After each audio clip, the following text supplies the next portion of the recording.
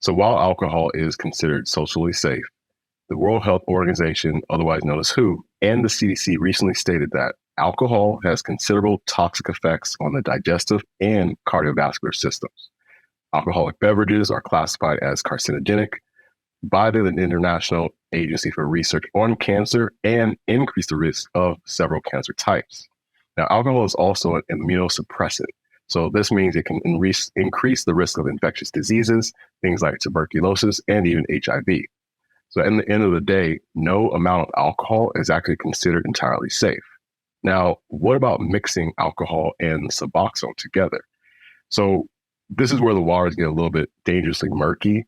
Suboxone acts on the opioid receptors partially, and this offers the patient no high or euphoric feeling. So even though you don't feel the effects of Suboxone, it still is depressing the central nervous system in the body, just like alcohol.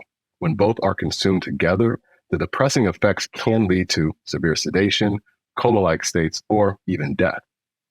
Additionally, combining Suboxone and alcohol causes a slowdown in a section of the brain that regulates decision-making. So you have a much higher chance of doing things you would never do sober, like infidelity, driving intoxicated, or attempting dangerous feats like jumping out of a moving car. And yes, that is a true story. Now, more importantly, you risk increasing your chances for relapse due to this lack of inhibition. So lastly, alcohol can worsen your mental health symptoms. The use of alcohol alone has been linked to increased depression, anxiety, and mood instability. These problems can get even worse if you add alcohol and Suboxone together in the body. So it's best to never mix the two and then speak with your healthcare provider about this issue. Now, here are some other adverse outcomes that can happen when mixing alcohol and Suboxone.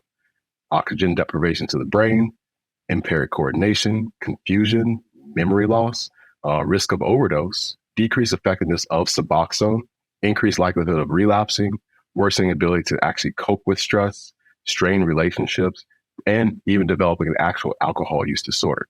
All in all, it's always best to prioritize your health over mixing medications and alcohol. The risk is too significant for the minor and temporary rewards.